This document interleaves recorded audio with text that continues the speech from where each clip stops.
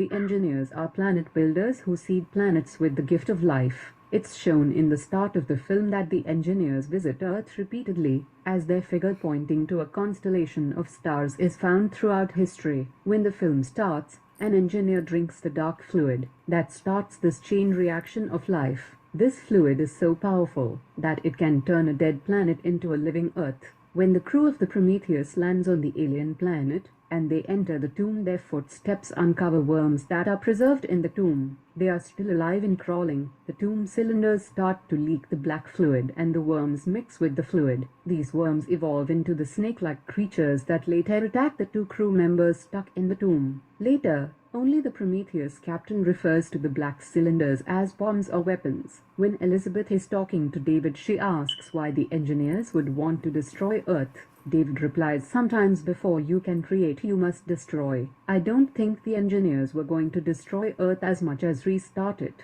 It's clear they took an active role in making our planet, but they had some kind of agenda that isn't defined in the film. This is why, at the end of the film, Elizabeth flies to their home world to find out why the engineers had decided Earth was a failure. Edit: I answered this question 2 years ago, but since then a lot has been revealed about the plot for Prometheus by Ridley Scott. The following comes from various sources that I've read. At the start of the film, illustrations of figures pointing to the stars implies this was a message from the engineers. Ridley stated in an interview that there is nothing in the film that indicates these figures were engineers, and the pointing could have been a warning, not an invitation. Ridley says the early planet shown at the start where an engineer sacrifices himself was not Earth, nor does it indicate if it was a historic reference or present day. Ridley Scott has said in an interview that the reason the engineers wanted to destroy Earth was because Jesus Christ was an engineer. The engineers made man.